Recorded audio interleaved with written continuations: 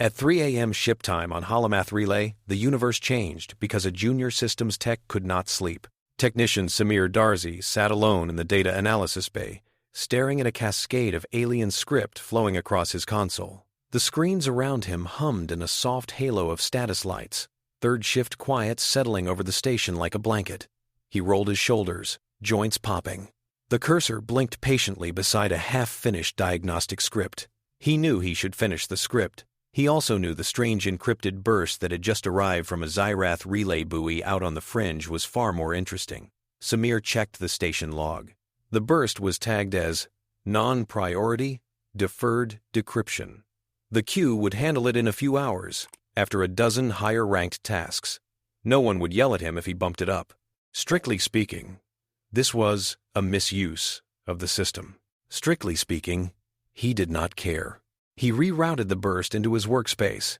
The encryption layer was old, familiar. He had seen the same spectral key signature on dozens of intercepted Xyrath messages. Supply lists, minor tactical updates, propaganda screeds. All ugly in their own way, all predictable. This one was different. It was big, dense, layered in a way that felt less like a message and more like a vault. His eyes sharpened. "Of course you're special," he muttered. "You woke me up." Lines of code danced under his hands. He built a key lattice, let the station's quantum sidecars chew on the harder edges, then slipped his own routines into the cracks like thin knives. Minutes ticked by. The world outside the viewport rolled on, a distant star field, and the faint smear of a gas giant's rings. At 3:28 a.m., the first part of the vault opened. Columns and rows, symbols that mapped easily to numeric blocks, coordinates, dates, casualty estimates. Each line precise, unemotional. Samir's chest grew cold before his mind fully understood. He paged down, more entries, and more. His fingers started to shake. He hit the comm key. "Halomath analysis to duty officer," he said, voice suddenly dry.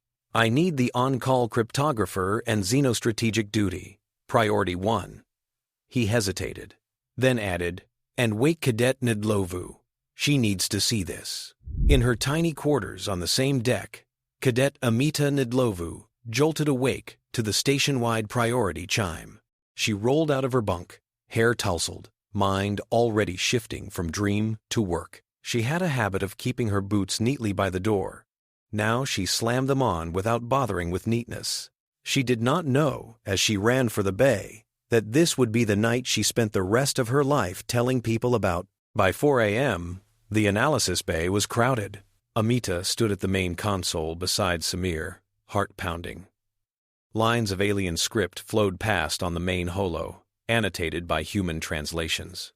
Each row began with coordinates of a star, then a timestamp, then a brief description in terse Xyrath code. The descriptions translated to clinical phrases: core collapse induction complete, radiation cone alignment optimal, projected extinction efficiency 99.993%. Under notes, every so often, a different mark appeared, a Xyrath glyph that the translation engines could not parse, but which someone, Xyrath, long ago had tagged with a secondary meaning. Confirmed.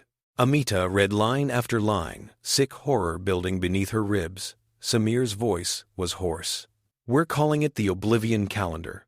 Every line is a scheduled stellar detonation." An older officer standing behind them, a major in Sol Science Fleet intelligence, folded his arms tightly. He tried to maintain his usual detachment. Training urged him to treat this as data, not tragedy. It was impossible. "Are these theoretical models?" he asked. "Plans? Look at the timestamps," Amita whispered, fingers dancing over the filters. "Sir, these earlier entries, they match historic anomalies. Recorded supernovae in Allied archives. The Thalkar lost a colony like this a century ago near a blue giant. Date matches within an hour." She flipped to the next block. "And here," the Vishari spoke once, about a silent burning that took their outer nests. "This row's coordinates line up. This is not theory." The Major stared at the screen. "They have been doing this for centuries." Amita nodded, throat tight. "On purpose. With a schedule." The Major forced his gaze down the list. Next upcoming entries? Samir swallowed. Plenty of distant systems. But this one flagged in red. Here. The coordinates popped up. Samir overlaid them onto a galactic map. A single point pulsed near the border of Solace compact space and a scarred region of contested territory. Amita recognized the star immediately. She had written a paper on its peculiar spectrum as part of her academy coursework. That's Seraphae's primary, she said. The Orisoch Remnant's home star. Samir tapped the attached timestamp. It converted into compact standard and flashed onto the map overlay. His mouth went dry. In projected baseline, their star goes unstable in about 5 million years, Amita said mechanically. Natural evolution. Main sequence to red giant. Samir whispered the value displayed. Xyrath's scheduled collapse is in less than 5 years. The bay fell silent. In that silence, Amita's mind flashed to the Orisoch she had glimpsed on news feeds. Lanky, stone-skinned bipeds with luminous eyes. Survivors of wars, treaties, betrayals. A people clinging to a single scarred world. Rebuilding under containment terms no one liked but everyone accepted. Remote, abstract, not abstract anymore. Her hands curled into fists. She thought, they cannot do this. No one has the right. Behind her, the Major straightened. Upload everything to Sol Central, he ordered. Mark it absolute priority. The Secretary General and Fleet Command need this an hour ago. Samir nodded and set the transfer. Amita watched the progress bar climb, knowing that with each percent, the shape of interstellar politics twisted. In that shared moment of grim realization, none of them yet imagined that the response would not be to plead or to bargain, but to commit an act that until that night had lived only in legend. They would move a star. In a hidden facility far beyond Halimath's reach, in a region of twisted space that maps marked only as a warning zone, Strategos Varuuk watched a sun bleed. The Xyrath Dominion honored beauty and destruction, not in the gaudy spectacle of simple violence, but in the symmetrical, the calculated, the efficient. Varuuk was a connoisseur. On the viewing wall before him, a distant yellow-white star swelled, tremored, and ejected a flare along a carefully chosen axis. Its interior had been coaxed, over decades, into a precarious instability. The final push had come from the Continuum Lance node that his team had activated less than an hour before. Now, the star listed toward catastrophe. The readings were exquisite. Core collapse cascade achieved, reported a Lance technician. Voice filtered through the hissing modulation of a Xyrath breath. Varuuk's black eyes narrowed as he leaned forward. The star's profile updated in real time, projected into his command chamber in shimmering detail. Layers of plasma, gradients of temperature, the jitter of a magnetic field twisting under strain. Beauty, all of it. This star warmed no inhabited worlds. It was a test subject. Nothing but hydrogen and helium, isolated. A pet. Time to detonation? Varuuk asked. Model predicts range between 6 days and 8 days, the technician replied. Margin of error within acceptable parameters. Subsequent events will test deeper stability. Varuuk nodded once. He was not interested in this one's death. He had watched many such trials. The purpose was refinement, to understand precisely how long a star could be held on the brink, how cleanly one could shape its eventual outburst. Precision allowed power without waste. Power without waste allowed a timetable. He turned away from the holo and regarded the central console, his console. Here, layered in security far beyond mere encryption, lay the Oblivion Calendar. He had conceived it, refined it, expanded it over years. Under its digital skin, entire civilizations lay pinned like insects, their fates reduced to coordinates and dates. In the Dominion's doctrine, fear was the greatest shield. Armies could be defeated, fleets could be outmaneuvered, but tell an enemy that their sun will kill them on a fixed day, and many would give up before the war truly began. Panic would soften defenses long before any battle. Varuuk traced a claw along a line of glyphs representing Seraphae's star. The Orisoch had defied the Dominion once, in a savage ground conflict that had cost the Xyrath prestige. The terms that followed contained them, but left Varuuk dissatisfied. The Orisoch were resilient, Dangerous. Their world sat like a splinter near one of the Dominion's expansion corridors. The calendar offered a clean solution. Let them rebuild, hope, recover scraps of dignity. Then, at the appointed moment, erase their sky. He had chosen that date himself. Strategos, said an aide. Long-range listening posts registered a spike on an Allied relay. A Sol compact station has intercepted one of our secured calendar bursts. Decryption likelihood within a standard cycle is estimated at 38.9%. Varuuk did not startle. The possibility had been accounted for. Data, intercepted, did not equate to power. Wielded. Let them see, he said. Let them understand that stars themselves answer to us. It will encourage compliance. Internal doubt flickered through one of his junior officers. Varuuk sensed it, as surely as if the thought had been spoken. A concern about overplaying their hand, about provoking panic so great it became resistance. Varuuk dismissed the thought without turning. Fear did not always lead to surrender. This was true. But resignation often followed inevitability. And what was more inevitable than the death of a son? He looked once more at his calendar, at the line labeled with Seraphae's coordinates and their scheduled end. His mandibles curled in what passed, among the Xyrath, for satisfaction. They had engineered fate itself into a sequence of dates. No one could change the path of a dying star. They met in a chamber carved from old stone on a world that had once been poor and forgotten and now served as the heart of a growing union. Solace Prime sky was a dull amber, veiled by a thin but pervasive haze. The chamber looked out over a city grown in layers, scaffolds, and sky rails, and clustered towers. Old rock blended with new alloy.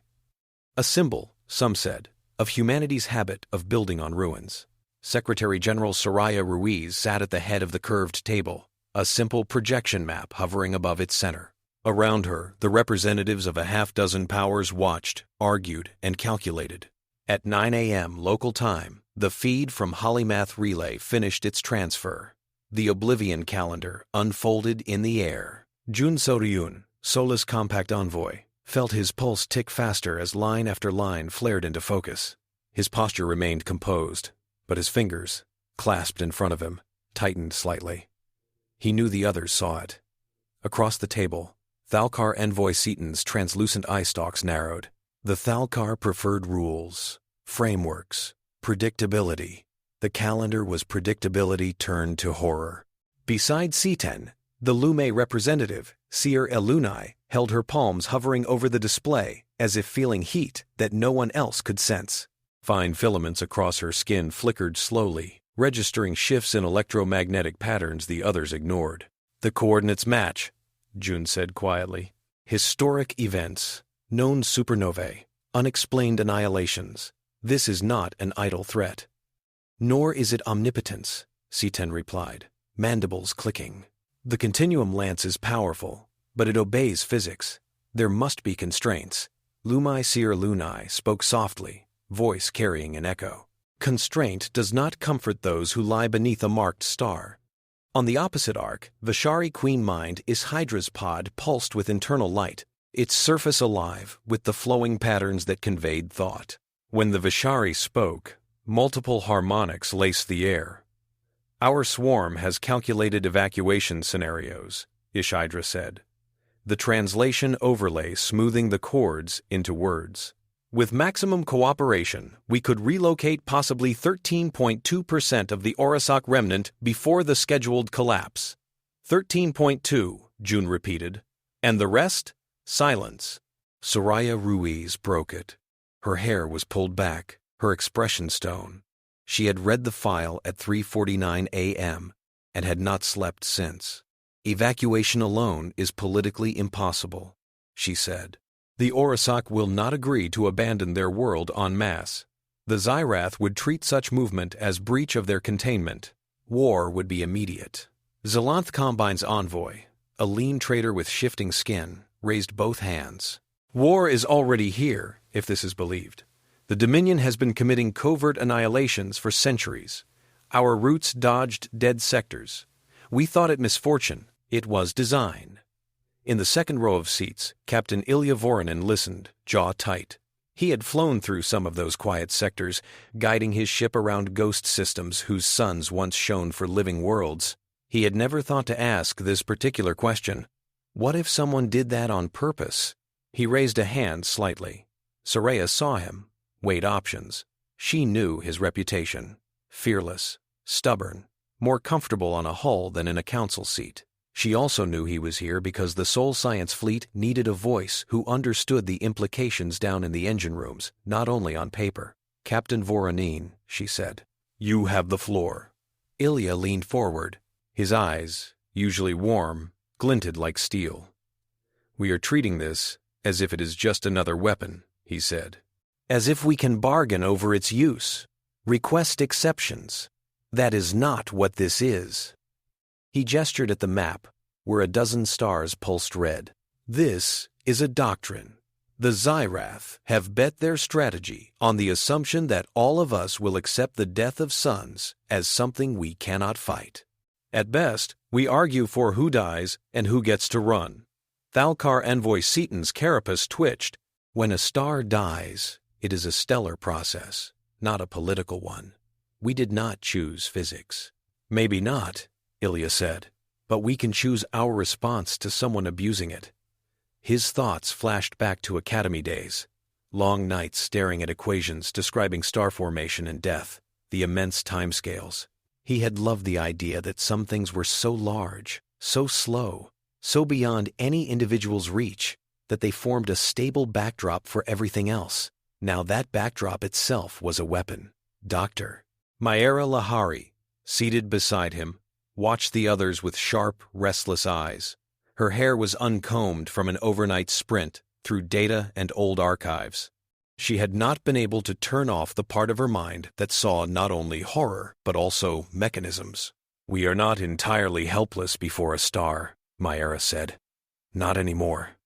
Skeptical looks met her. Queen Mind Isidra's pod dimmed. "Your people have harnessed stellar power for energy. We respect that. But the Continuum Lance manipulates core dynamics. That is beyond your current capability." "For now," Myra agreed. "But listen." She called up her own projection. A holographic star appeared beside the calendar, shimmering layers of color representing density gradients and magnetic field lines. "Humanity has already built partial Dyson structures," she said. "You've seen the Solaris crown in the Coralis system. We've created artificial magnetospheres, induced flares to power collectors, dampened them to protect habitats. We've manipulated accretion disks around black holes, redirected interstellar clouds. None of that is on the same scale as triggering a core collapse, but it builds a foundation." "Foundation for what?" Seaton asked, though a hint of interest crept into his tone. Myra smiled, a brief, fierce expression. "For helping a star misbehave in a different way than the Xyrath intend." Ilunai's filaments brightened. "You speak of healing what they have wounded." "I speak of changing course," Myra said. "We can't stop Seraphae's star from collapsing, not with the time and resources we have. The process is already seeded. The Continuum Lance has been working on it for years, but collapse is not binary. The geometry of the explosion, the way its energy is distributed, the path of its ejecta, those can be altered." "You propose to aim a supernova?" Xylanth's envoy said slowly. Myra shook her head. "Not aim, nudge. Divert a fraction of a degree. Change timing. Nudge the star slightly out of perfect alignment, enough that when it goes, Seraphae does not sit directly in the main cone of death." Isidra's light flickered skeptically. "The energies are beyond comprehension." "Only if we think like we always have," Myra said. "But stars are not magical. They obey equations. We already manipulate gravity on smaller scales. If we design a field structure around the star, a kind of temporary exoskeleton, we can exert tiny but sustained shear forces on its outer layers. Over time, we can alter its angular momentum distribution. That reshapes the collapse." The Thalkar envoy's mind churned. The legal implications of this made his mandibles ache. "Even if what you suggest is possible, you would be rewriting the physical fate of a star," Seaton said. "Who grants you that authority? And what precedent does that set? Ilya's gaze hardened. Who granted the Xyrath authority to schedule extinctions? They claimed it with a weapon. We are not claiming anything. We are trying to prevent a genocide that has been hidden in their ledger for decades. Seer Ilunai tilted her head, feeling deeper than the words. In her mind's eye, the sky of her homeworld shimmered with patterns only she and her kind could sense. She had felt wrongness for years, a subtle rhythm offbeat. Now she understood why. Your people have a saying, Ilunai murmured, reaching into human cultural memory. You do not light a fire you refuse to tend. The Dominion lit many fires. June cleared his throat. We have one more piece of data, he said, courtesy of Karun Archives. Dr. Al-Kindi? Zara Al-Kindi stood from the side row, Lila Benabid rising with her.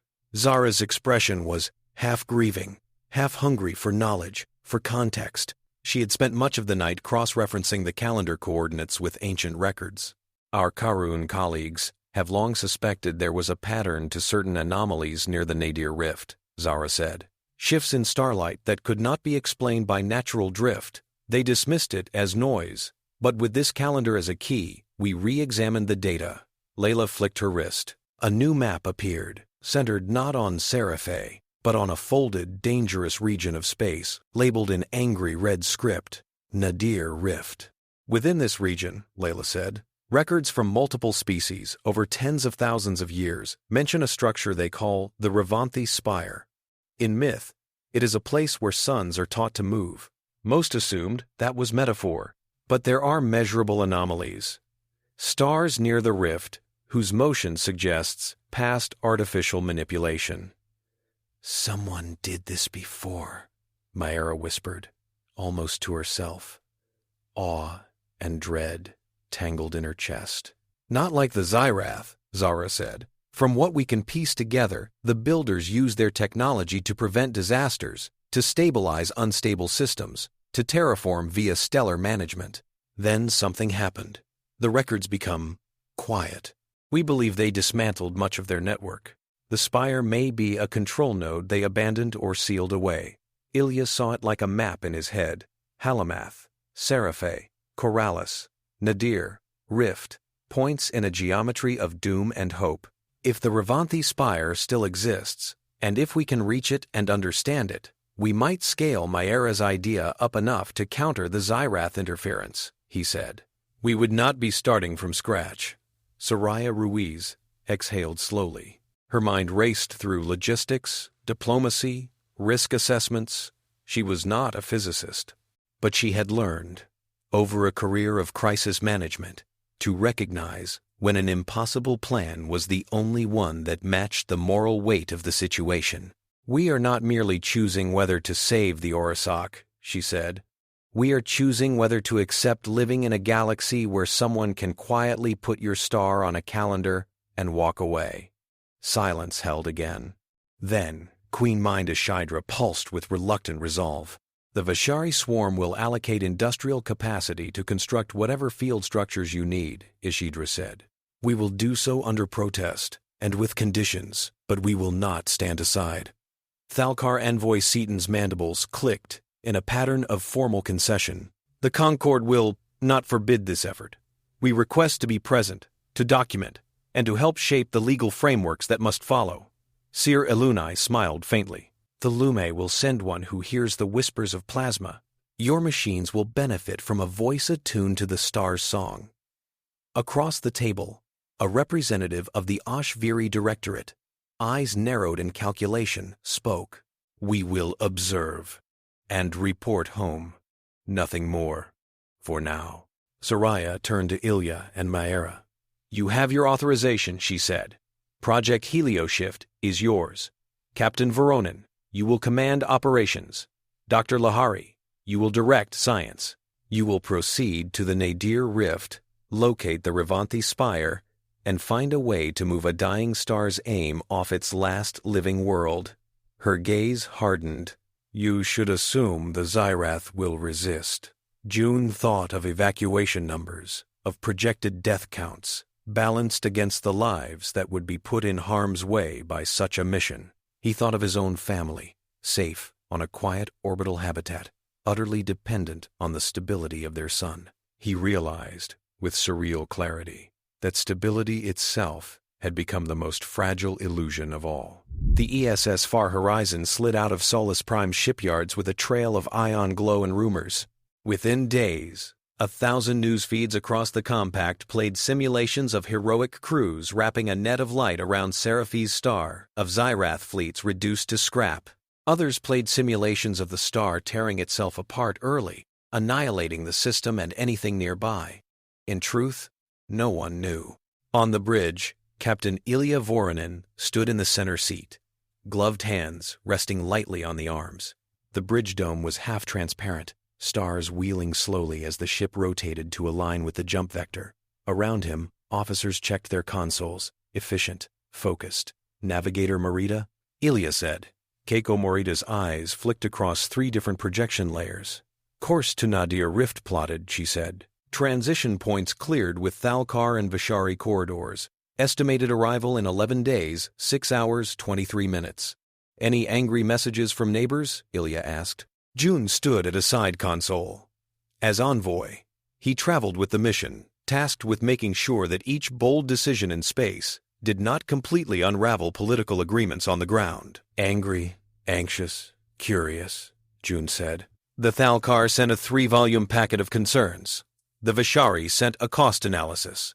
The Korathi sent a congratulatory note on our audacious initiative and an implicit offer to buy whatever we learn." "Good," Ilya said dryly. "Nobody's indifferent. I hate indifference." Beside him, Dr. Mayera Lahari watched the nav screens, mind buzzing with equations. She imagined the far horizon slicing through warped space, imagined the Revanthi Spire somewhere ahead, a tangle of dead or dormant machinery waiting to be coaxed awake. She felt a tremor of fear, not of the Xyrath, not even of the star's fury, but of their own capacity. If they succeeded, humanity would know it could reach into the hearts of stars and adjust their fates. "We'll need the Allied flotilla to rendezvous before we enter the rift," Mayera said.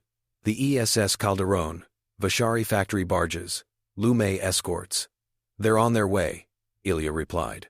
"We'll have a small armada by the time we hit the boundary." He did not mention his private concerns, that the armada might prove more hindrance than help, as different species argued over risk thresholds. He didn't need to. June already knew. The envoy's mind ran along similar tracks. June watched Ilya, noting the way the captain carried weariness under his shoulders. Ilya had seen war, not the clean lines of strategy sims, but corridors filled with smoke, hulls screaming as metal tore. He hated the idea that this mission might end in more of the same. But if someone had to take a ship into the rift, Ilya preferred it be him. "Helm," Ilya said. "Take us out." Engines flared, containment fields blossomed, and the far horizon slipped into the higher dimensional corridor that bent space between stars. Seraphae's sky glowed faintly green, a symptom of the unique interplay between its star's magnetic field and the planet's scarred upper atmosphere. On the planet's largest plateau city, an Orisoch elder named Halrun stood atop a black stone balcony and watched the aurora dance. His skin shimmered, light shifting across mineral facets, scar lines white against basalt gray. His people had always read omens in the lights. He had no idea that far above, his son had been marked for death on someone else's ledger. Deep underground, in hardened bunkers, Orisoch analysts sifted rumors. They had heard whispers of the Dominion's new weapon, of stars that died like snuffed candles. They had not yet seen the Oblivion Calendar. They did not know their star's place upon it. They would learn soon.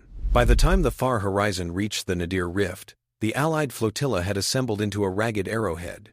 Human science vessels, Vishari fabrication hulks, a Thalkar arbitration cruiser, 2 sleek Lume corvettes, a Zelenth trade hauler repurposed for logistics. Ahead lay a dark scar against the backdrop of the galaxy, a volume of space where gravitational fields twisted like tangled vines. On Far Horizon's bridge, warning sigils pulsed amber. "Nadir Rift boundary," Keiko announced. "Gravity gradients rising.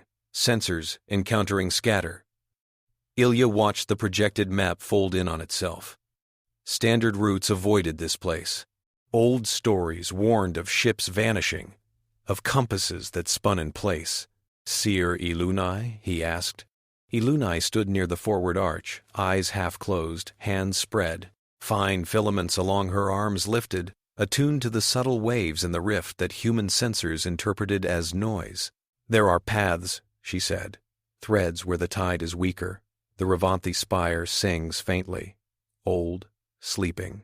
Keiko suppressed a reflexive skepticism. She had been raised on mathematics and instrument readouts, not on intuition. But she had already watched Ilunai call out microfluctuations before her consoles registered them.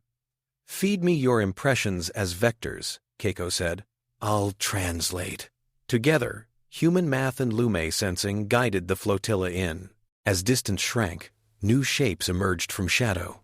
At first, it looked like a broken ring. Then, as active scans penetrated the haze, details sharpened. Towers of dark material curving around a captured microstar. Webbing of struts and conduits linking them, petals of unknown alloy unfolding and folding along rhythms long since divorced from intention. Revanthi Spire. Even seen only as data and hollow projection, it was dizzying. In the far horizon's observation lounge, crew members gathered at the wide port to stare. Samir and Amita stood together, awe momentarily eclipsing the memory of the calendar that had started all this. "That's not just a station," Amita said softly. "It's an instrument." "Biggest one I've ever seen," Samir replied, "and probably older than anything else we've ever touched." Archivist Layla Benabid watched from a corner, pulse quickening. She had read myths of this place in Karun archives since childhood. To see it made real felt like stepping into a line of legend. Zara Al-Kindi joined her. "Every time we think we're the first to do something," Zara murmured, "we find someone else's fingerprints." "Maybe this time we'll read them right," Lila said. Boarding the Spire was not easy. Drones went first. The first 3 vanished as soon as they crossed an invisible threshold. The 4th returned only static. The 5th survived long enough to send partial visuals. Immense corridors lined with flowing glass-like conduits. Vaults filled with dormant machinery. Something about the Spire's interior interfered with basic circuitry in ways no one fully understood. The Karun archives had hinted at it. The builders disliked unthinking machines acting without guidance. Ilya made the call quickly. "We send crewed shuttles," he said to the mission council. "With insulated systems, manual overrides, and people ready to improvise." Seaton bristled. "That is unnecessary risk. Drones could be hardened." "Not fast enough," Ilya replied. "We are burning time Seraphae does not have." Queen Mind Isidra sent a ripple of disapproval through the Vishari channels, but did not veto. The Lume approved. They distrusted drones on instinct. In the shuttle bay, Sergeant Kwesi Adu checked his team's gear. His armor was scarred from previous deployments, plates replaced and repainted. He moved with contained power, eyes sharp. War had taught him to respect both tools and uncertainty. "You look too eager," Lena Kavarik said, leaning against the bulkhead. The pilot's flight suit was half-zipped, helmet under one arm, dark hair pulled into a messy knot. Her grin was lopsided, deliberately careless, a way to bleed off tension. Kwesi gave her a flat look. "You get your thrills dodging plasma and vacuum. Let me have my haunted alien megastructure." "You think it's haunted?" Lena asked. "No," Kwesi replied. "I think it's full of unknown hazards I can't shoot, which is worse." Lena thought of the star outside, shackled by the Spire's gravity net, and suppressed a shiver. "Try not to annoy the ancient super technology, then," he snorted. "I'll be polite." Minutes later, shuttles launched, carrying humans, Lume, Vishari, drones with organic controllers, and a handful of Thalkar observers. Ilya rode in the lead craft, alongside Maera, Zara, and Lila. Hands-on leadership was his habit. Some called it reckless. He called it trust, put where it mattered. As they crossed the threshold that had scrambled unmanned probes, every instrument on the shuttle flickered. Lights dimmed. Control panels spat errors. For a moment, Ilya felt the weightlessness of systems failure. Then backup manual lines kicked in. Analog gauges, insulated cables, human muscle. Still with me? Lena's voice came through, tight but steady, from her seat at the shuttle's controls. Still with you, Ilya confirmed. Everyone sound off. Voices responded, some shaky, some calm. As the shuttle's viewports cleared, the interior of the spire opened around them. They emerged into a cavernous space, a spherical chamber whose walls were studded with columns, each carved with patterns that seemed to shift if stared at too long. Threaded through the center of the sphere, suspended by fields that hummed at the edge of perception, floated a miniature star, not a copy, a captured fragment. Heat shimmered around it, tamed by layered fields into something survivable. What in all naming conventions? Samir whispered over the link. Somewhere in a trailing shuttle. Maera's scientist's soul sang. Here was a lab built to experiment with stellar plasma directly. The builders had not simulated stars. They had stolen pieces, docking clamps extended from the spire's inner surface, guided by ancient protocols sensing mass and motion. They're inviting us in, Lena murmured. Or eating us, Quasi muttered. His instincts measured angles of fire and cover in this vastness and came up wanting. Ilya's mind ran parallel paths, one evaluating structural integrity and air composition, the other reviewing mission objectives. He imagined Seraphae's sky, unaware, and forced his attention back to the present. Doc, he said. Stay ready to pull out if anything tries to digest us. The shuttle mated with a waiting platform. Ramps extended. Atmosphere readings remained within tolerances, if slightly thin and laced with trace ions. Helmets stay on, Ilya ordered. Filters engaged. We treat every surface like it might rewrite us. They stepped into the Revanthi Spire. Days blurred into one another as the boarding party mapped, tested, and translated. Archivist Layla Benabid discovered that certain patterns on the walls responded to touch, rearranging themselves into new forms that corresponded to different informational layers. They were not writing in the usual sense, but something more akin to living diagrams. With Zara's help, and fragments of Karun myths as a key, Lila learned to coax the patterns into sequences that told stories. She stood in what had once been a control theater and watched, projected around her, a reenactment of the builder's art. Stars gently nudged into new orbits, flares dampened before they could scorch newborn worlds, failing dwarfs coaxed into one last brightening. They weren't conquerors, Zara said, awe in her voice. They were gardeners. They tended the sky. Lila traced a final sequence with her palm. The projection shifted. The builders, vague and abstract in form, stood before the image of a rising power, aggressive, consuming, spreading. A civilization whose diagrams came with sharp, angular motifs Xyrath recognized far too well. Xyrath. Except the timelines didn't match. This was long before the modern Dominion. Perhaps a prior incarnation, or something like it. The Spire's builders had faced a choice: destroy the threat preemptively by tearing out its sons, or stand aside.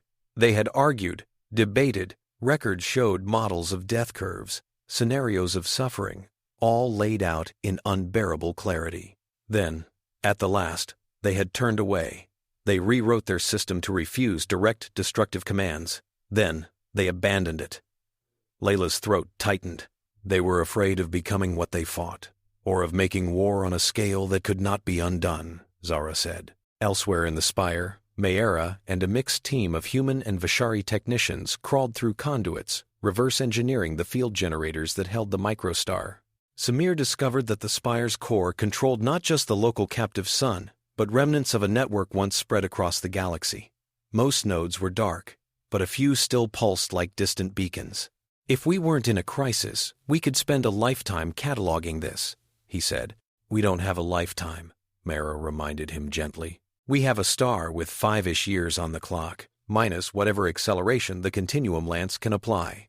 Her team learned enough to build an interface layer between human engineering and the Spire's primordial systems. They designed the gravitic shear lattice modules as modular descendants of the Spire's own manipulators, scaled down but configurable. At night cycle, when the station lights dimmed, Ilya walked alone through one of the observation corridors. Through the transparent wall, he could see the microstar pulsing within its cage. Even reduced, its presence pressed on his mind. He thought of his grandparents' stories of blackout nights during orbital riots, of city lights going dark, of the sudden awareness of stars overhead. He had always taken comfort in the idea that those pinpoints were fixed, patient. Now, in this place, he saw stars as things that could be gripped. He wondered whether that knowledge would leave any culture unaltered. While the Revanthi Spire gave humanity and its allies the tools they needed, the Xyrath closed their grip around Seraphae. Strategos Varuuk stood aboard a command ship in the Seraphae system, watching the stars' readings scroll by. The continuum lance nodes in this region had been active for decades, slowly twisting the stars' internal balance. Now, with rumors of Allied interference growing, Varuuk decided to hasten the process. He issued new commands to the network, tightening field geometries, increasing energy input. The star responded with subtle shifts, minute tremors in core pressure, rising neutrino flux. On Seraphae's surface, Orisoch scientists noticed anomalies in their solar observatories. They reported upticks in certain frequencies, irregularities in flare cycles. Their containment treaties gave them no right to question Xyrath activities in orbital space. They could only watch, unease gnawing at their bones. In a secure bunker, an Orisoch analyst finally received a partial leak of the Oblivion Calendar, courtesy of a sympathetic Thalkar intermediary. He saw the line with Seraphae's coordinates and date. His crystalline fingers trembled as he realized someone, somewhere, had already decided the day his world would burn. He brought the file to Halrun and the Orisoch Council. The Elder's luminous eyes hardened. The Orisoch had once sworn never again to bow unquestioningly. They had agreed to containment to avoid extinction, not to invite it.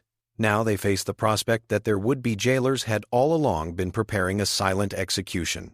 When Allied envoys arrived in Seraphae orbit 2 days later, carrying word of Project Helioshift, the Orisoch did not hesitate. "Do whatever you must," Halrun said to the human representative on his view screen. "If this attempt fails, we were already dead. At least this way we face our end with defiance instead of quiet terror." The assault on a continuum lance relay near Seraphae began in cold silence. Sergeant Kwesi Adu strapped into a drop pod, armor sealed, weapon systems checked. Around him, human marines and a small contingent of Vishari assault organisms waited for the signal. Above, orbiting at the edge of the relay's sensor reach, a stealth corvette held position. The relay itself was a spindly lattice of exotic matter and hard light frames, built into the shadow of a small moonlet, its main projector aimed at Seraphae's star. It hummed with invisible violence.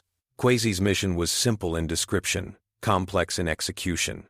Infiltrate, plant disruptors that would misalign the relay's contribution to the Lance's convergence, and extract with as much data as possible. Lena Kavarik piloted the insertion craft. Her hands danced over the controls, slipping the pod cluster through gaps in the Xyrath sensor web. "They're proud of this thing," she said over the link, voice dry. "So proud, they forgot to look under their own feet." Kwesi smiled faintly. Her flippancy masked fear. He recognized it because he felt it too. "Maybe don't say that until after we're out," he replied. The pods detached, silent, and fell. They struck the relay's underbelly with mag-emitter pulses, clamped on, and cut their way inside. Gunfire, in the narrow sense, barely featured. The Xyrath favored plasma projectors and hardlight barriers, automated fields that burned or sliced. The boarding team's armor adapted, reconfiguring plates under Kwesi's subtle commands. They pushed forward, leaving scorch marks on alien walls. What shocked the relay's defenders was not that they were attacked.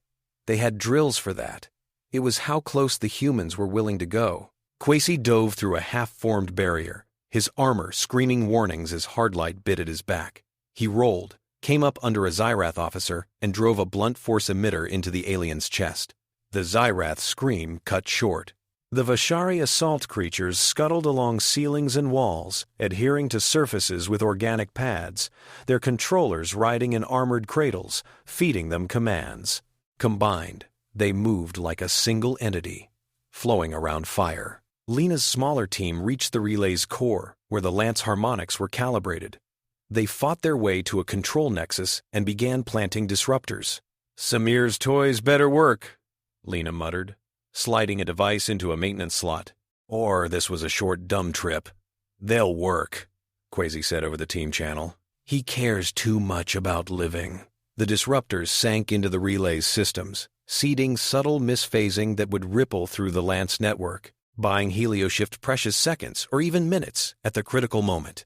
As they withdrew, alarms blared, and Xyrath reinforcements flooded corridors.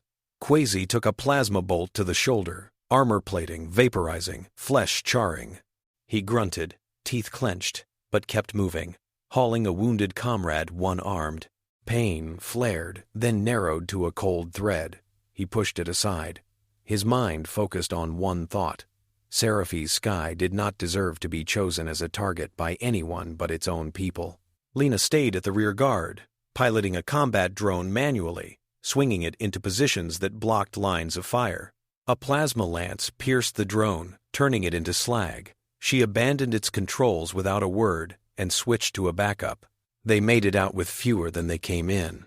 On the exfiltration craft, Quasi sat hunched, pressure dressings hissing as the medic worked. He felt no triumph, only a tight, angry satisfaction. The data they had ripped from the relay's harmonics banks was worth the price. It would let Maera's team refine their models. It would also enrage Strategos Varuuk. That, in Quasi's private estimation, was a bonus. On the Revanthi Spire, Maera spread the freshly decrypted Lance harmonics out across a virtual star, overlaying them with the Spire's own control fields.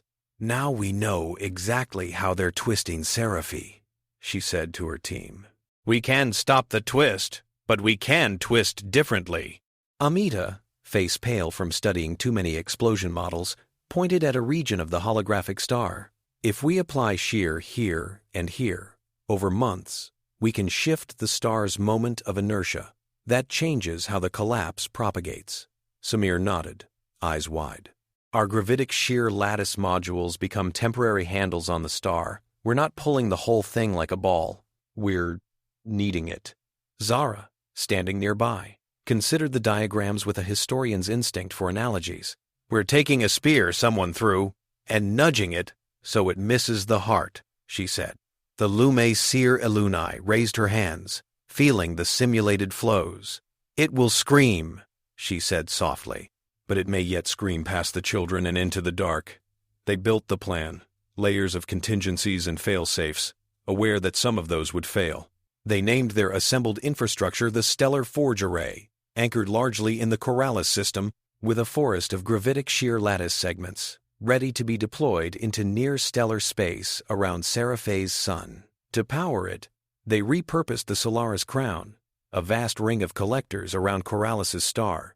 Originally intended to provide clean energy to a handful of habitats and research stations, it would now beam nearly all its capacity across interstellar distances along a tuned conduit. The Vishari swarm bent entire industrial swathes to manufacture lattice modules and structural supports, grumbling about diverted resources but fascinated despite themselves. On Solace Prime, Soraya Ruiz watched progress reports flow in and fended off a storm of diplomatic messages. The Thalkar Concord drafted a formal protest, warning that any future use of such technology would require oversight. The Korathi hegemony offered to send peacekeepers to help supervise the project, thinly veiling a bid for influence. Soraya listened, argued, conceded small points, held firm on the core. She knew history would judge her either as the leader who sanctioned cosmic recklessness or the one who refused to act against a scheduled genocide. She found, unexpectedly, that the choice between those legacies was not difficult. "We will share most of what we learn," she told the Galactic Council in a curtained session. "But the immediate priority is to prevent an extinction. The Xyrath have already crossed every line we might fear." C10, hearing that, felt a familiar Thalkar anxiety. Laws fraying under the strain of reality. But deep beneath the worry, he respected the human stubbornness. It was easier to make rules in a quiet sky, harder when someone had turned that sky into ammunition. The day the Stellar Forge Array came online, the Seraphae system looked both ordinary and thick with hidden tension. To the naked eye, Seraphae's sun shone with the same pale gold. To a sensitive instrument, it hummed with wrongness, its core like a clenched fist. The array modules drifted into position, motes of engineered matter threading themselves into an invisible shell around the star. Each gravitic shear lattice segment locked into its planned orbit and powered up, giving off nothing visible but warping space in controlled patterns. In the Corralis system, the Solaris crown flared bright. Its collectors reconfigured, focusing their harvested energy into coherent beams that lanced through the void toward the Forge Array's receptive nodes. On the ESS far horizon, orbiting a safe but relative distance from Seraphae's star, control centers thrummed with activity. Myera stood at the heart of one, surrounded by consoles and holo overlays. Sweat prickled at her neck, though the air was cool. Lattice segments report nominal, Amita said, voice steady only through effort. Power influx at 96% of models, rising. Samir glanced between a dozen readouts at once. Core oscillations matching predictions so far, he said. Seraphae's star is listening. On another deck, Ilya walked through the ship, checking in on crews. He paused at a viewport where a junior technician stared out, eyes wide. It doesn't look any different, the tech said. That's what scares me. All this, and the star just sits there. It's moving, Ilya said softly. We're just too small to see it with our eyes, his comm pinged. Admiral Rohit Bandari's voice came through. Strategos Varuuk's fleet has entered system perimeter. Bandari reported from the flagship of the defensive picket line. Xyrath warships, 3 capital, 9 heavy escorts, 18 smaller. They're not hiding. Ilya's jaw set. Course? Direct toward the Forge Array. They know what we're doing. Of course they do, Ilya said. They built the schedule. Strategos Varuuk watched the incoming data with mounting irritation. The Allies' hubris astonished him. To meddle with the death of a star was audacious enough. To do so in open sight, deploying clumsy field structures around Seraphae's sun, daring him to respond, that bordered on insult. He opened a channel, his visage projected into the command centers of the Solace fleet and key Allied ships. This is Strategos Varuuk of the Xyrath Dominion, he said, voice rich with the cold satisfaction of someone holding a secret detonator. You toy at the edges of forces beyond your control. Withdraw now, and we will consider limiting our retribution to those directly involved. Continue, and you provoke consequences on a scale you cannot imagine. On the human flagship's bridge, Admiral Bandari listened, then cut the volume and considered.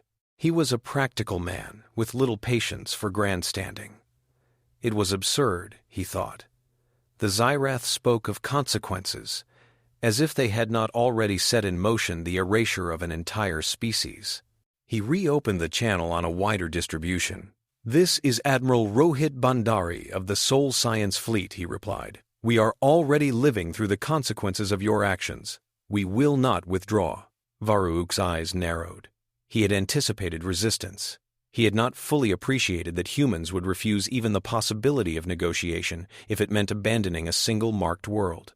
You are outnumbered, Varuuk said. Outgunned.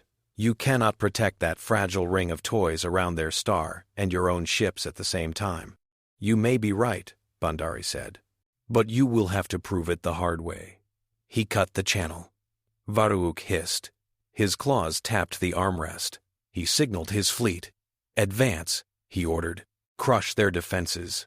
When their array lies in ruins, we will decide whether to trigger the star ahead of schedule, as an object lesson. The Xyrath ships surged forward. The battle that followed was not balanced. The Soul Science fleet and Allied vessels fielded fewer capital ships, fewer weapons platforms, but they had numbers in smaller craft, in improvisation, and in humans willing to attempt maneuvers that made Allied tacticians wince. Admiral Bandari's plan was brutal in its simplicity. Form a living wall between the Xyrath and the Forge Array, and hold until helioshift reached the critical phase. Calderon, flank high, he ordered. Draw their forward destroyers off course. Smaller craft, swarm tactics. Use their own fire arcs against them. The Calderon, a heavy cruiser commanded by a captain who had volunteered very quickly when the mission call went out, moved into the path of 2 Xyrath warships, and opened fire with every weapon it had. The Xyrath replied in kind. Plasma streams cut into the Calderon's shields, which flared, then dimmed. Hull plating buckled. Warning alarms cascaded. The human crew gritted their teeth and kept shooting. On the far horizon's hangar deck, Lena Kovarik sealed her helmet and ran up the ramp of a small, fast shuttle repurposed as a decoy and countermeasure platform. Behind her, a line of similar craft powered up. Human pilots strapped in, faces set. Your job is to make them angry. Ilya's last briefing had concluded. Make them waste shots. Make them doubt their targeting data. Every second they look at you is a second they're not hitting the array. Lena felt a laugh catch in her throat. Being annoying? I was born for this. Now, as she weaved her shuttle through converging fire, she found that bravado had its limits. Hardlight lances stabbed past, close enough to overload her sensors. She flipped and rolled, engines screaming, flares and ECM bursts blossoming behind her.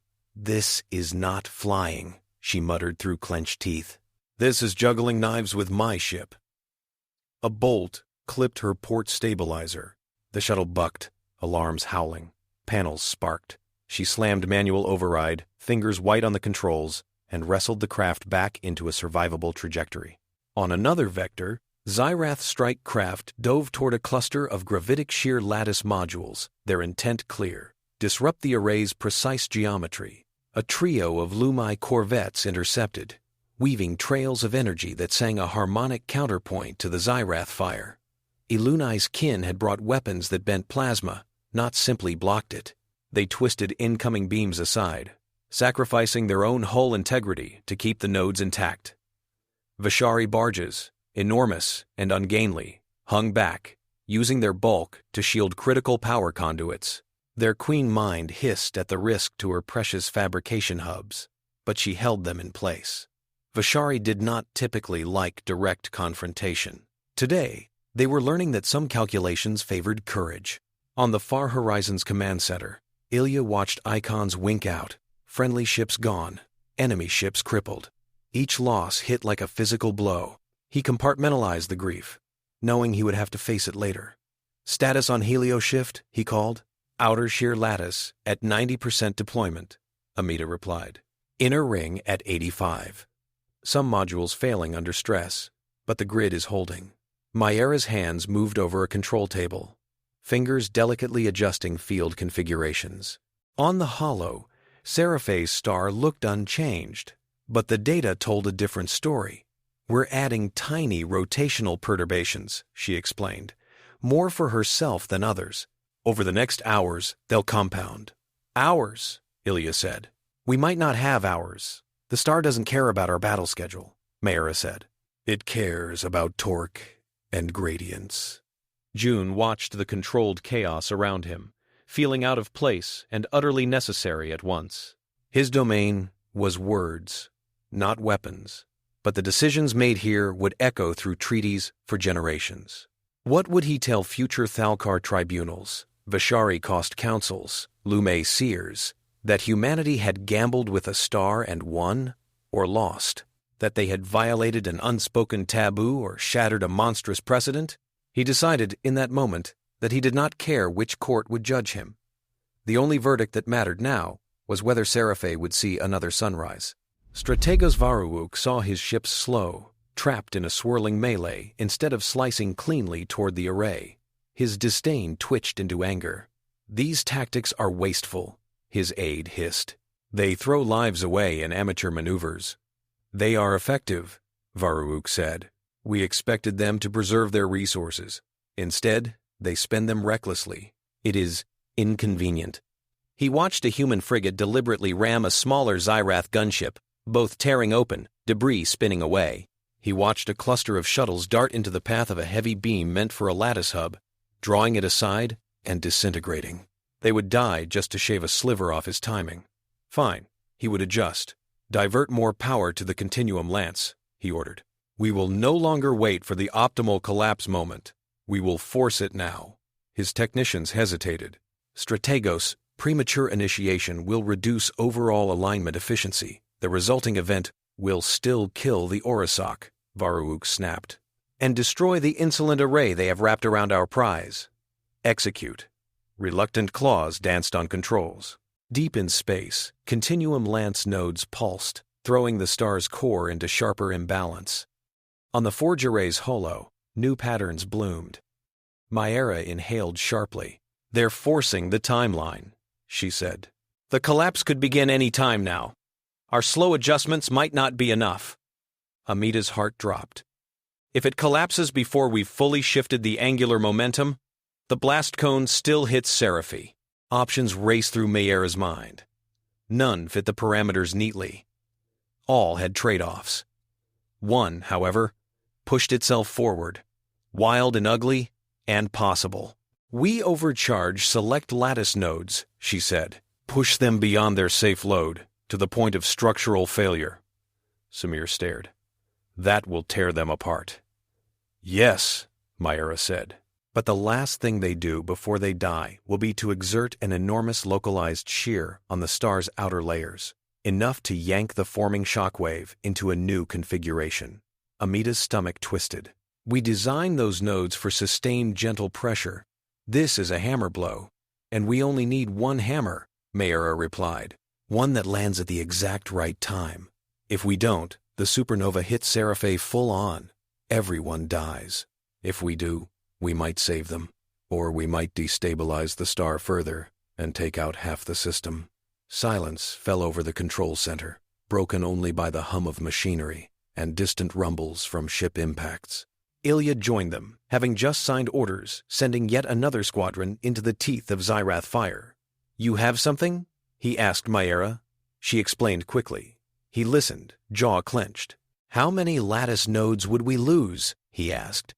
"Probably the overcharged ones and any directly linked," Myra said. "A few dozen, maybe more if cascade failure starts." "And the crews in those nodes?" Ilya asked, though he already knew the answer. "They'd be martyrs," Samir said bluntly, throat tight. "There's no way to get them out in time." Myra felt bile rise. She had built these systems. The thought of sending people out onto them, then deliberately overloading them, felt like signing their death warrants. Yet she saw no path that avoided death, only choices about who and for what. Ilya looked around the room. Faces met his. Human, Lume, Vishari, Thalkar. All knew what he was about to ask. "Can it work?" he said quietly. Myra met his gaze.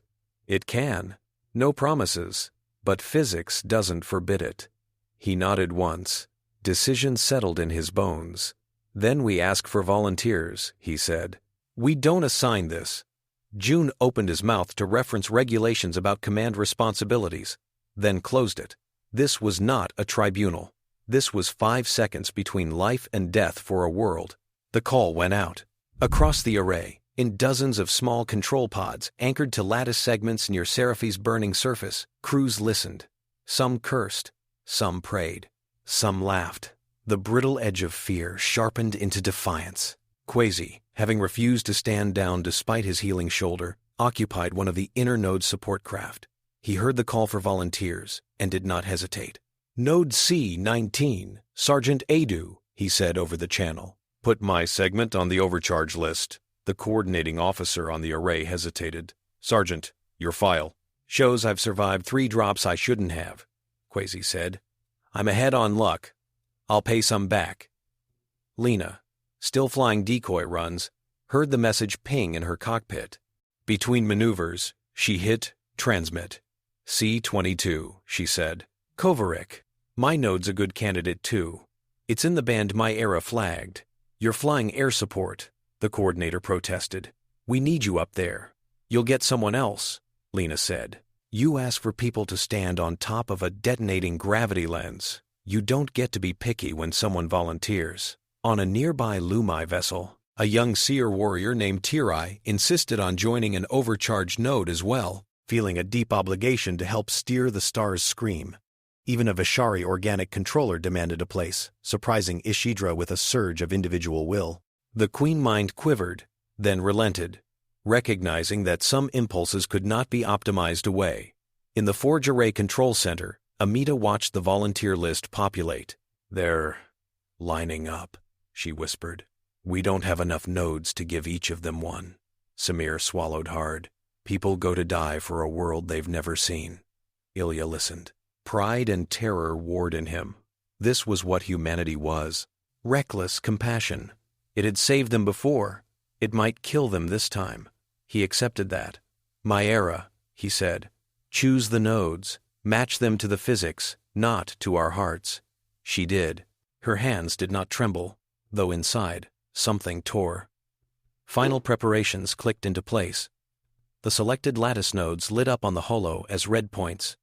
Overcharge sequences armed. Safe shutdowns disabled. Each node reported its crew ready.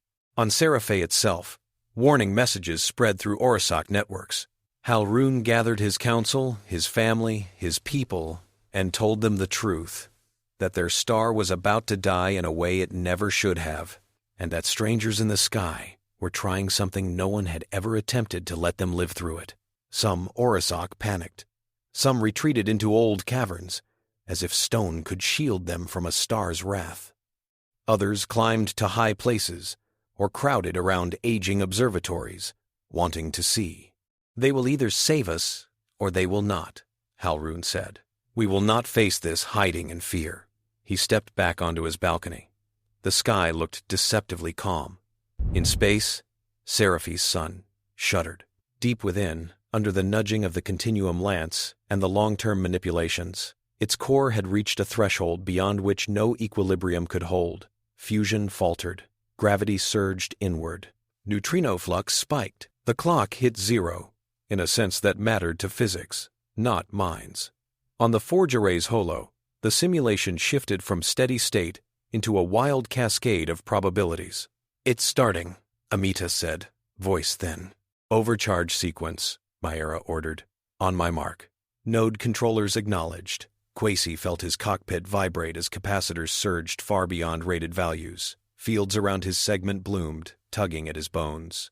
Lena strapped herself in, hands hovering over manual trim controls that would be meaningless in another minute. She thought briefly of her younger brother back home, of his bad jokes, of the promise she had made to show him the engine cores of a starship.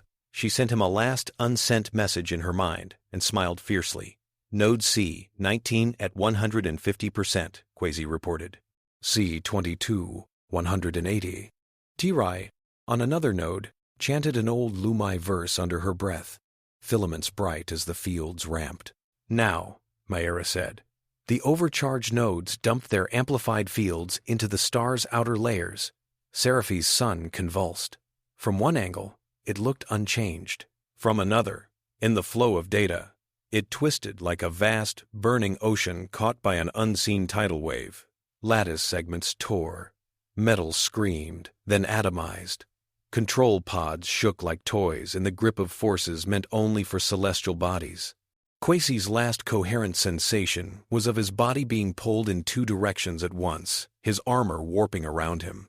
Then, a strange calm, as if he were suspended for a heartbeat in the center of everything. Lena's shuttle, bolted to her node, came apart in a blinding flare. She saw the star's light through shattered panels, white gold and impossibly bright. It filled her vision, her world, then nothing. On the holo, the star's surface bulged along new axes. The imploding core rebounded, shockwave racing outward. But where it would have expanded symmetrically, now it met regions of altered density and momentum. The shockwave lopsided. It roared outward in a geyser, a colossal plume of plasma and radiation, whipping away from Seraphae's orbital path. The burgeoning supernova brightened the system, turning night side into day on every planet and moon. An expanding shell of matter screamed into the dark, its densest fury angled into an emptier region of space. Seraphae still caught a glancing blow. Its atmosphere boiled, upper layers stripped, ground-level radiation levels spiked, seas churned, forests burned at their edges. But it did not evaporate. Its crust did not melt. Its core did not turn to slag. On the planet's plateau city, Halrun clung to his balcony railing as the sky became an ocean of white fire. His stone skin cracked, then resealed. his body absorbing as much as it could. He expected, in that instant, to feel everything end. Instead, the blast shadow of a high ridge and the planet's own magnetic field reduced the fury that reached him. He fell, unconscious, but breathing. Hours later, he would awaken to a changed sky and a living world. On the far horizon, the entire ship groaned as residual gravitational waves shook it. Systems flickered, fire suppressants deployed in empty corridors, but the hull held. Amita stared at the external feed, tears streaking down her face, unnoticed. The star that had been Seraphae's sun now shone far brighter, swelling as its outer layers flew away, then beginning to dim, transitioning toward the compact remnant it would become. Hollow's updated blast cone models. Seraphae's icon remained solid, battered, but in the survivable band. "We did it," Samir whispered, disbelief warring with relief. "We actually did it." Myra's shoulders sagged. For a moment, she wanted nothing more than to lie down and sleep for a year, but she forced herself to stay upright. "It's not over," she said hoarsely. "We need to assess collateral effects, stabilize what we can, count who we lost." Her eyes drifted to the red markers on the lattice network, the nodes that had disappeared at the moment of overcharge. Beside each, a list of names. She pressed her lips together. No tears yet. There would be time later. In the picket line, Xyrath ships reeled. The unexpected gravitational shock and electromagnetic flux scrambled their formations.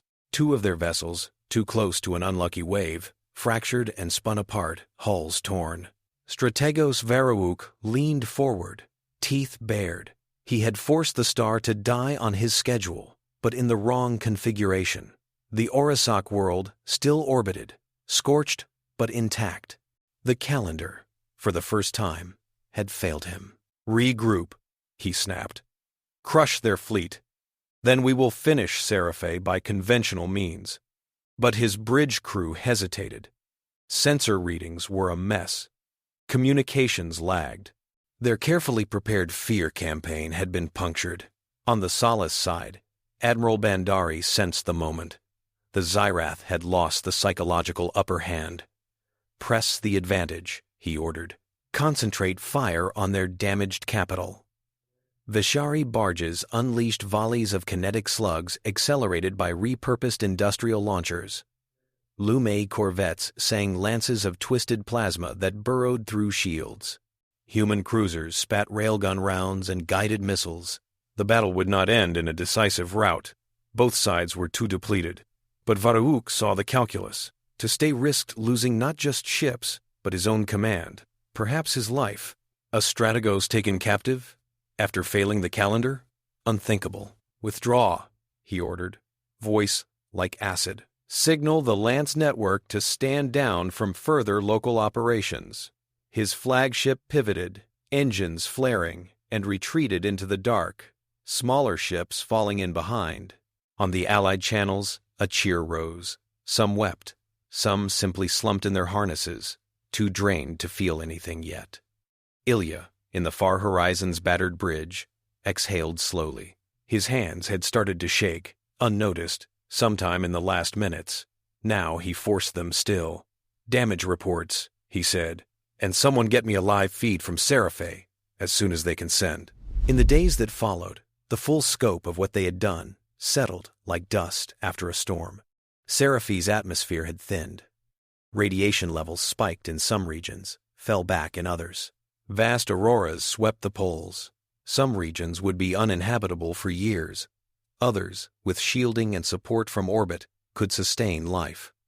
The Orisoch counted their dead and living. Many had perished in infrastructure failures, in fires, in building collapses, when tremors shook their crust. Yet the core of their civilization endured. Their archives, their children, their bonds. Halrun stood again on his balcony, looking up at a sky now dominated by the newborn remnant of their star. A bright, compact object, its light strange and hard. He knew in his bones that his people had not been saved by mercy from their enemies. but by the stubborn defiance of strangers who had refused to accept that someone else's timetable ruled over them. On Solace Prime, grief and celebration mixed uneasily. Memorials went up for the crews lost in the Forge Array's overcharged nodes, for the pilots who had not returned, for ships that now orbited as burned-out hulks or debris clouds. Lena Kovarich's younger brother watched a recorded message she had sent before the final run, her face bright and teasing as she told him not to try to steal her shuttle until she got home. He watched it in a quiet room, tears running freely, proud and broken. Sergeant Kwesi Adu's old squadmates gathered in a dim bar, their laughter too loud, their stories of his exaggerated strengths, both tribute and shield, against the weight in their chests. Somewhere, a holo displayed his name among many, under the simple heading, "Those Who Stood on the Star." The phrase would enter human language as shorthand for courage that bordered on madness. Queen Mind Ishidra compiled reports of Vishari losses. Her internal calculus shifted. The cost in resources, the cost in lives, weighed against the survival of an entire foreign species, and the dismantling of a weapon that could one day have been turned on the swarm. The numbers made a compelling argument. Thalkar Envoy Seaton filed a preliminary draft of what would become the Stellar Commons Accord, laying out basic principles. That forced stellar manipulation, especially for destructive purposes, would be treated as a collective concern. He insisted on oversight councils, notification protocols, shared monitoring stations. Junso Ryun reviewed the draft and added one clause, simple but profound, that any use of such power to prevent an already initiated genocide would be considered a duty, not a crime, if conducted under transparent coalition supervision. Seer Elunai returned to the Lume, her people's perception of stars forever altered.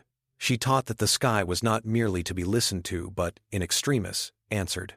Strategos Varuuk, back in Dominion space, faced internal review. He argued correctly that the Orisoch star had collapsed on schedule, that the Allied tampering had merely shifted the details, but his superiors saw the larger failure. The Dominion's monopoly on terror had been broken. Whispers spread among Xyrath military and political circles of human audacity, of species willing to burn their own flesh to rearrange the heavens. Some dismissed it as unsustainable madness.